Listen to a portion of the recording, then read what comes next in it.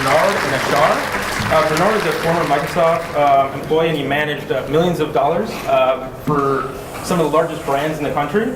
Also, he's a current managing partner at Think Strategy, a B2B marketing firm. He's also on the board member of Holistic Life Foundation, a nonprofit yoga teaching school. And in his spare time, he likes to skateboard with his dog, so that's kind of cool. That's right. And next we have Ashar. Ashar is an author. He's the author of a book on digital marketing. And then also, he does direct response, where he did social media marketing, and he manages $2 million of Facebook ad spend every month. Also, he was able to acquire 750,000 customers just within 5 months, and he'll talk a little bit about that. And this is our panel, so I'll leave you two to it. All right. Thank you. Thank you. What's happening, Ashar? Hey. All right. All right. So I'll be asking Ashar a couple questions here. There's a couple things that might be want to write down. Spending $2 million a month sounds like a lot. Excuse me, guys. Can you be quiet, please, in the back? Or close the door? Thank you. That's awesome. I love the mic. That's great. So, Anish, thank you for the beautiful intro. Ashar, tell us a little bit about something that people don't know about you. A lot of my free time is spent raising my two boys, 6 and 4, and running my business. A lot of time is spent reading. A lot of free time is with family now. I met your boys are a handful, and you said the one loves to read at night. Is that right? Yeah, one of the older one, we actually took all the TVs out of the house, so the older one reads for an hour before bed every night now. So you physically stripped the TVs out the house? Yeah, we got rid of them, yeah. That's a great idea. You're also one of the leaders in the men's group as well. Yeah, we also do volunteer work for other fathers that are entrepreneurs, that are doing work-life balance and trying to raise a family. Our goal is to keep families together. Yeah, that's what we beautiful. do. So, how'd you get into Facebook? Facebook ads and just advertising in general. For Facebook ads, 6 months after Facebook started advertising on their platform, we tested out for a live event that was happening in Calgary, Alberta. We just had a budget of $700 for a test. From that $700, we had about 100 people register for an event.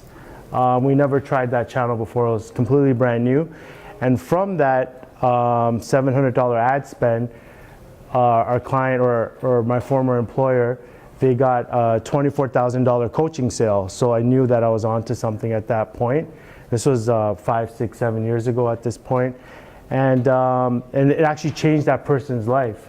So that person was just depressed, living at home, disheveled, and he came in Friday at the event, bought coaching on Saturday. On Sunday, came in a suit and tie, clean shaven. So it literally changed his life, and I'm still Facebook friends with him today, and he's just making a huge impact in the world. Is that what attracted to you to Facebook? Well, yeah, that ROI was ridiculous, and Facebook is probably one of the best mediums to advertise live events because it's hyper targeted to a specific geographic region. You can do interest targeting, you can do a bunch of stuff, and you can create awareness in an audience. So it's really, really good for live events. So this is live events. So I know that later on in our discussion, we'll be talking about how you gained 270,000 customers, not leads, actual customers in 5 months. But tell us a little bit about how you leverage Facebook ads to get people to a live event. Well, what we do is we have a system now that we've honed over the years, but basically it starts with what problem we're solving for the client. Then we look at the client's avatar of their best clients, and then we take whatever current customer database they have, whatever current customer lead database they have. We create lookalike audiences on there, on Facebook with their current data, and we look at whatever campaigns have worked in the past. We kind of mimic those for Facebook, and then we use our own spin and our own expertise to create campaigns that really speak to the audience. So we always focus on what problem we're solving for a prospect, because that's what's going to attract them to an ad. And these are live events. Has anyone ever seen when a seminar company comes in town, maybe a hotel near an airport and they'll fill the room with about 200, 300 people. It takes a lot of time in campaigns to fill a room to just get people butts in seats. Is that right? Yeah. So what we do is we run the ads, we run the campaigns, then we also have from the other, so that's half the battle. The other half is getting them to show up at the event. So we use retargeting, we use email marketing, we use text message marketing and messenger marketing in order to get people to show up once they've registered, because everyone forgets. People don't know what they ate for breakfast, let alone an event that they're going to attend in 2 or 3 weeks. Yeah, I forgot. I don't even know what I eat for breakfast either. What are some of the myths when it comes to Facebook advertising or just Facebook in general? The first myth is always that it's not going to work for my business, Okay. which is, I would say 96% of the time not true, because literally 1 out of 5 people on planet Earth has a Facebook account. People spend 20 to 25 minutes a day using Facebook. So there's as long as you can, you just have to understand the medium and that it's an awareness medium. It's not like with Google, it's a search, you're searching for a problem. With Facebook, you can create an awareness in your prospect, and then they're attracted to you, and then they know about you, and then you can take them down the rabbit hole. Yeah, so for those who think that Facebook's not a medium for their business, it is, right? I saw an article today that 5 hours is spent on average on your phone, and a majority of that is an app. And the biggest portion of that was actually Facebook. Yeah. And I'm pretty sure some of us are probably on Facebook right now. Tell me a little bit about why companies fail on Facebook ads. They don't spend enough time understanding the medium.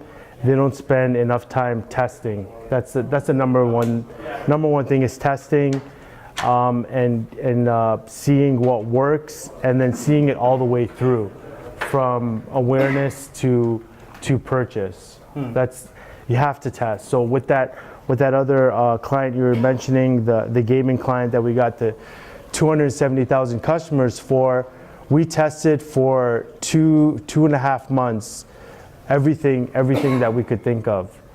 And then once we found the winner, that's when we scaled. So we use native ads. So that's something I don't know if a lot of people know about, but basically it's you make your ad look like something that you would share on Facebook, right? So it doesn't look corporate, it doesn't have image, it doesn't have a text or anything like that on it. It's something that you would share on Facebook.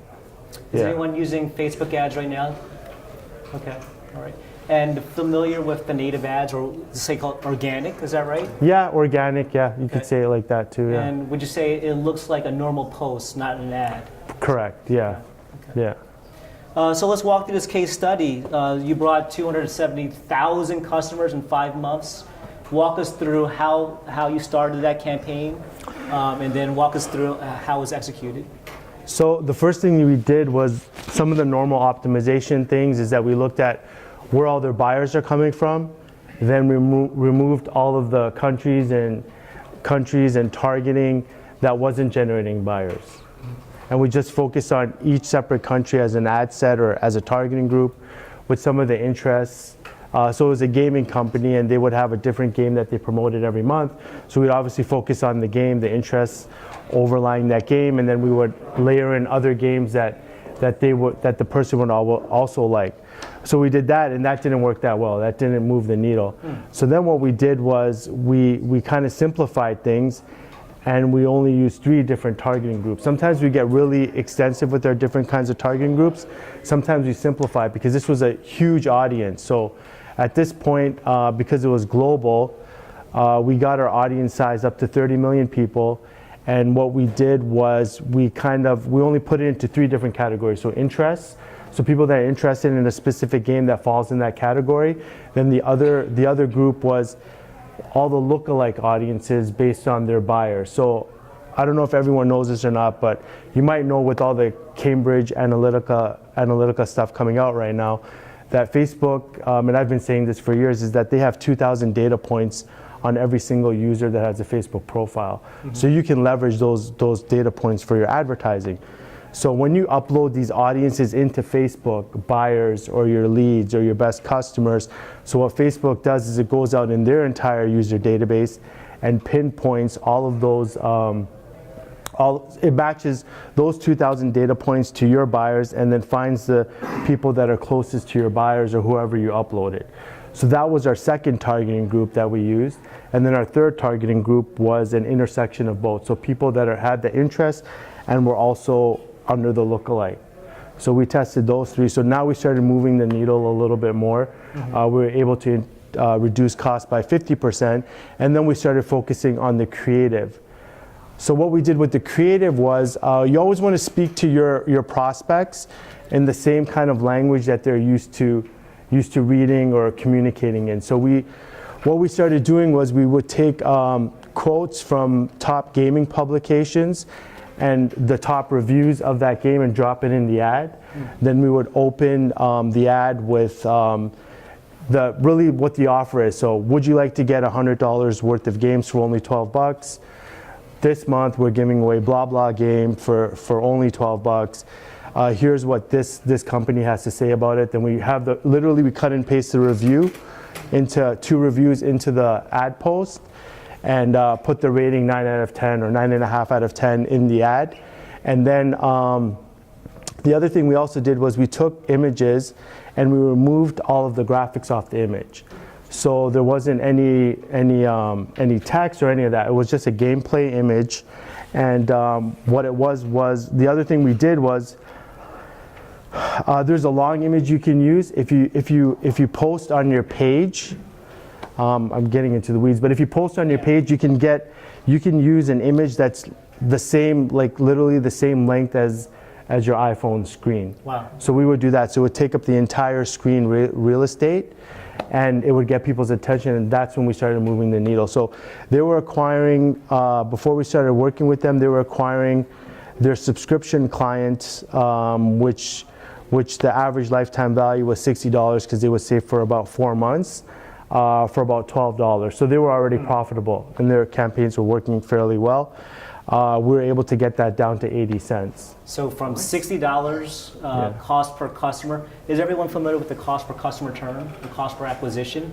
So you moved it from $60 to less than $1. No, the average order, the average lifetime was $60. The customer acquisition was $12. That's amazing. So we moved it from 12 to 80 cents with the. Who would like to get a customer for 80 cents? Who would like to get 270,000 customers at 80 cents? All right. Big difference. Would that change your business? If you keep spending $60, yeah. So let me, there's a couple distinctions I've heard from that amazing technical guru-ness of there. One was you're a direct response marketer. Are people familiar with the term direct response marketing? Right.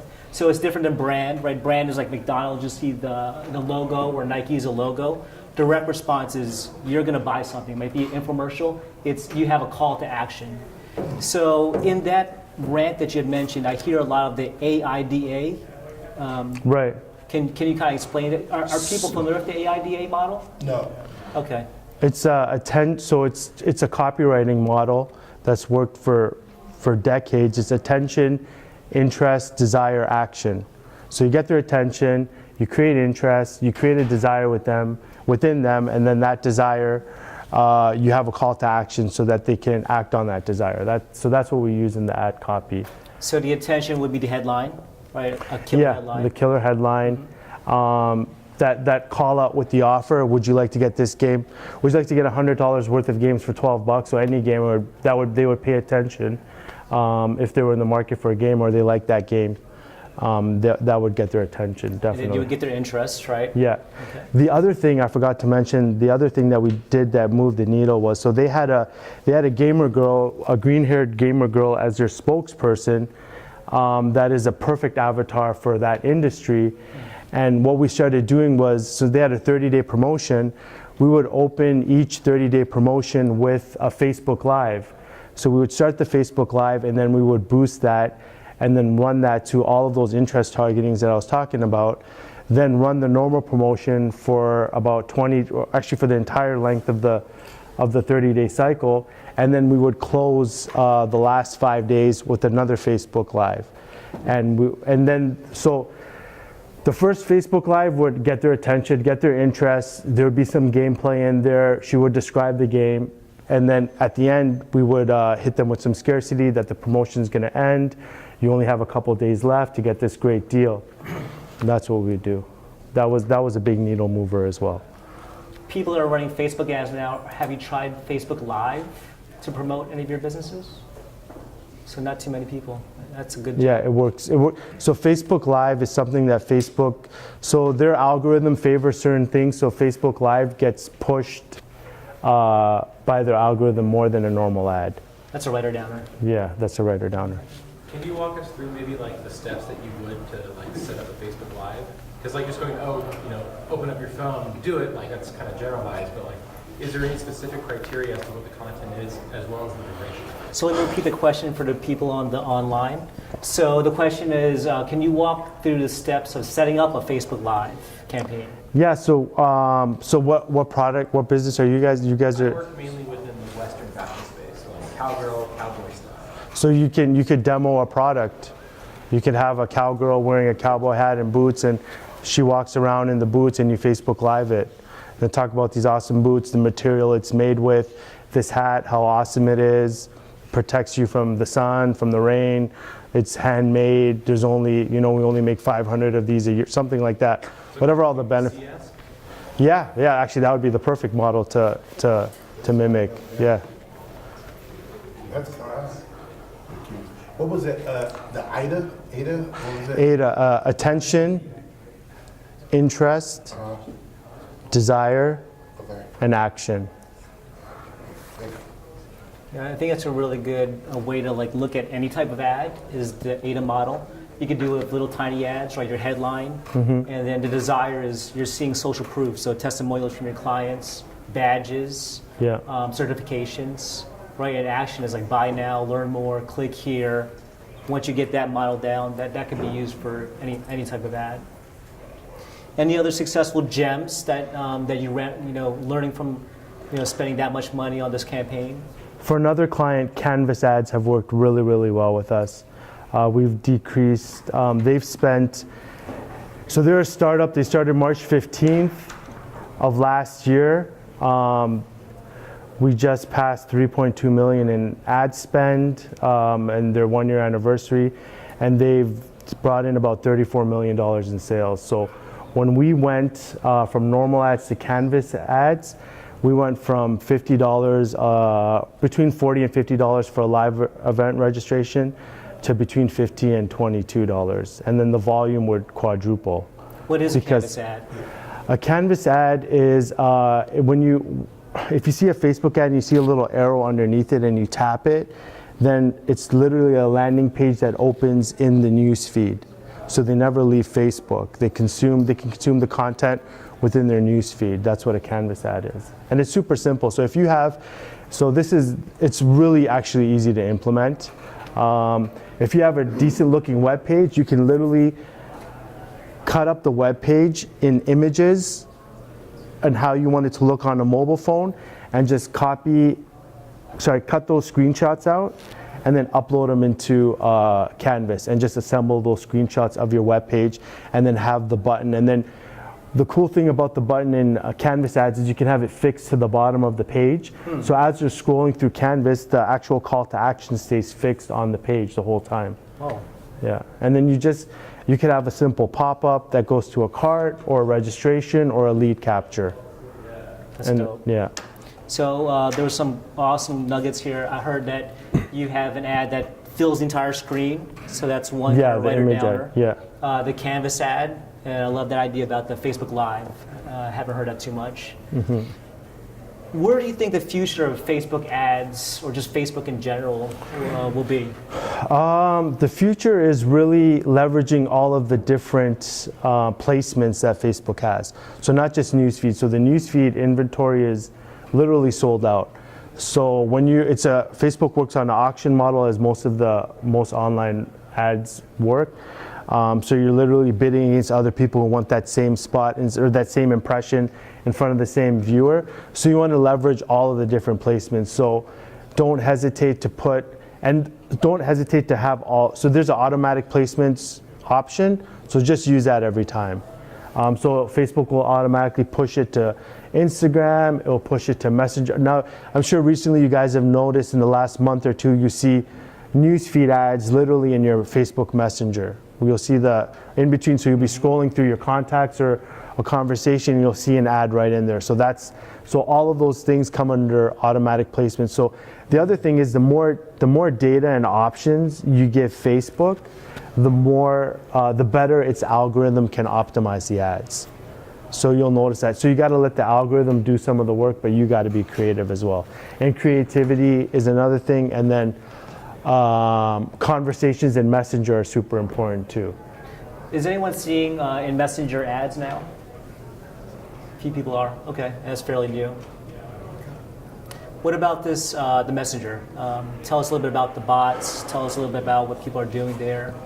So bots are a super easy way to really engage your prospects. So you can ask them questions, you can present them with content, depending on how they answer the question. So there's a lot of different ways. You can lead them down the rabbit hole, and it almost feels like it feels natural to them versus them scrolling through a long landing page or navigating through a page. They're asked questions, and then they respond, and they're given the answers to what they responded with. So it can be very natural, but you have to spend some time like creating all the different branches of the different options and the possibilities that are there in and just really start simply. So guys that are in e-com, the easiest way you can leverage it right now is anyone who abandons your shopping cart, you can hit them in Messenger with 10% or 15% or 20% off their product. Hey, we noticed that you left this in your cart. We want to give you a fast action bonus or whatever, 15% off for the next 24 hours only. And that's fairly easy to set up. That's dope. That's a good idea. That is good. Is there any other Facebook future ads, things that you want to depart with the audience? You got to be creative, and you got to be native. So be creative. Don't be afraid to test things. People like to be entertained. They're on Facebook to kill time and be entertained and see what other people are doing. So you want to give them that. You want to be creative. Yeah, you want to be fun. And then some ideas for people struggling with creativity. How do you deal with that? You can just look at your competitors and what they're promoting, whether it's on AdWords, whether it's on Facebook, and get an idea of what works. Another hack is to look at Groupon. If you look at Groupon and you see, something that's similar to your product that's had tens of thousands of Groupons claimed, then you can kind of mirror that same offer on your Facebook page. That's genius. On your Facebook ad. For local businesses. For local businesses, So yeah. he's saying that go on Groupon, find out which one are the best-selling offers that are sold out, take that same offer and drop it right into Facebook. That's awesome. Two more questions to wrap up. One is for people that are running Facebook ads successfully now, what's the lowest hanging fruit that they can do to immediately improve their campaign? The messenger targeting, adding all the messenger retargeting is one, adding all the placements is two. The image is the number one thing to test.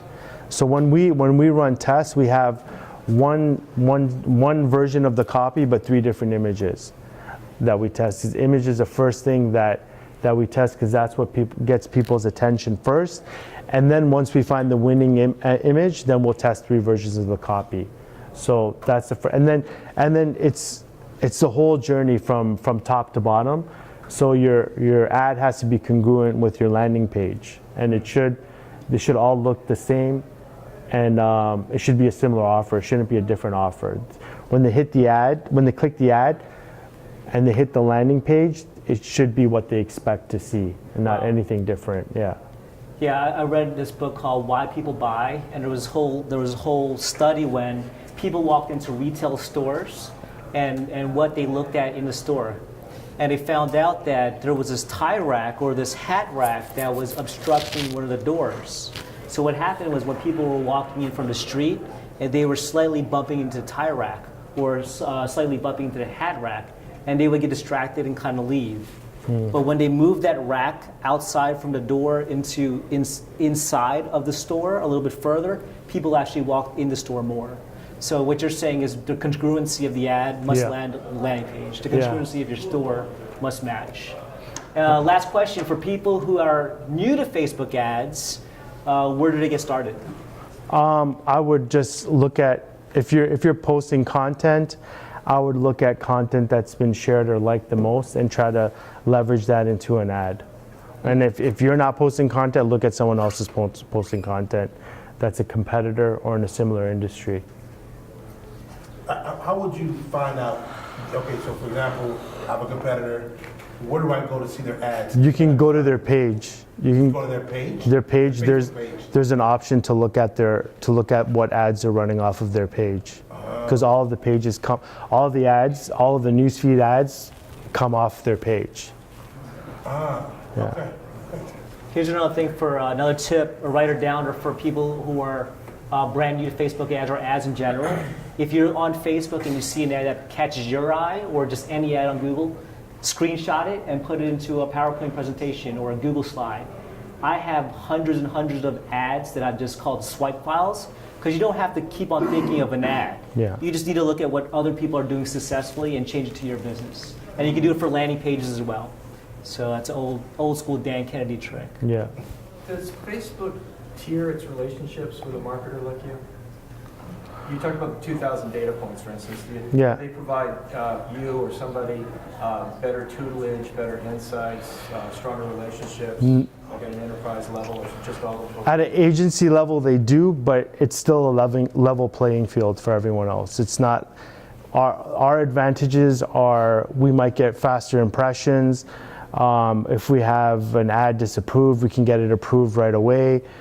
Things at a higher level, but for the normal person, there's really no difference. There's a follow-up, just real Yeah. quick. So when you're talking about creative and be creative, be native.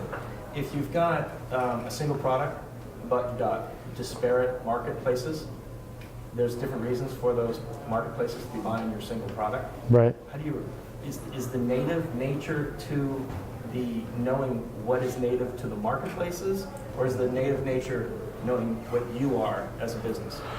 The native nature is knowing what your number one customer wants and then catering your message and the nativeness to that number one customer. And then if you have a second, third, fourth, first start with the top one, and then you can have different messages to different interest groups. So like soccer moms might like the same product as a 20-year-old who goes to yoga. Who knows, right? So you might, but if your soccer moms, if 40% of your revenue comes, 70% of your revenue comes from the soccer mom, 30 comes from the other group, first you'll tailor it to that 70%, right? And then you'll throw in the other group after, once you've honed and mastered that vertical or that subcategory of your customer. Does that make sense? Yeah, follow. Great. Okay. Any more last and parting words, Ashar, before we take maybe one or two questions? This test, don't be afraid. The barrier to entry is 0. So don't be afraid to test anything. Something that you think, it's not something that you think will be cool. It's something that you think will resonate with your audience. And always make it about them. Never make it about your company, because that's just not gonna work as well. Really great. Yeah. Just two questions real quick. First is, do you run photo ads or do you run video ads more? Because lives are typically considered video ads, right? Right. It depends. I run a lot of image ads, but those lives were all video ads. So it all depends on the vertical. So if you have e-com, then video is great because you can demonstrate your product. For our live events, we find that images work much better than videos. It's just you have to test and see what works, what resonates with your audience better. Okay, and then my next question is, that you said you want to make the posts native so that they look like they're organic on the platform. But how? And you also said that you'd like to switch on automatic placements on all of your ad sets, correct? Correct. So how do you make a ad that looks native and organic and at the same time be placed on every single platform that Facebook has, Audience Network, Insta Story, Instagram feed, Facebook feeds, Facebook desktop, versus mobile and desktop, right column? How do you make it native when your ad has been placed in so many different places? So we start with mobile newsfeed, number one. So we start with that. Our first campaigns are created around that. Now the new feature that they've just come out with, I don't know if you see this in yours yet, but you can have a separate image for Instagram. Is that in your? So we have our Instagram specific image, and then we have our Facebook specific image. So those two things, as long as you're taking care of those two things, then that usually works best for us. Now to go further, it all depends. If we're seeing a ton of results, because you can see where the conversions are coming from, then you might want to start tailoring it more towards Messenger. But I've found almost every time is when I start splitting it all out of different campaigns, because when we're in local events, so local live events, it's super hyper targeted. So we're dealing with maybe 200,000-300,000 audience. Then we don't have. And then only a small percentage of those are on Instagram, some are on Messenger. So for that, then we'll just do the Instagram and the newsfeed ad. But if we have the large 20, 30 million audiences, then we'll start adding more and being more native on each platform. But then when the numbers get good enough where they're awesome, then we as long as the top two are taken care of, we really don't care about the rest then. Yeah. We'll take one or two more questions. There's one in the back. Could you recommend, so Facebook's constantly trying to create more real estate for advertising. Is there any sort of first mover advantage in going after, let's say, Messenger advertising? Yeah, huge. Let me repeat the question for the people online. So the question was, is there any first mover advantages for people taking advantage of something like Messenger? Yeah, Messenger, not a lot of people are using it, so there's a huge first mover advantage. Like conversion rates through the roof on it? Well, the open rates are like 96% on Messenger on paid ads. So, and where email, it's anywhere from 10 to 25%, right? So right there, it's a huge advantage. And still a lot of companies aren't leveraging it. So depending on your product, you can offer them a download or whatever the case may be, and you can open, once they respond to one of your Messenger ads, then that in Facebook's eyes, you've gotten permission to push ads to them through Messenger now. And then through like ManyChat or Chatfuel or whatever other Messenger apps are out there, you can start pushing content, ads, promotions to that list. Awesome. Thank you, Ashar. Awesome shares. I really appreciate it. To get a hold of Ashar, you can hit him up at ashar@me.com. And you're not on Facebook, right? You're on Snapchat. MySpace. I'm on MySpace. You can find him on MySpace. Thanks, brother man. All right, thank you. Thank you.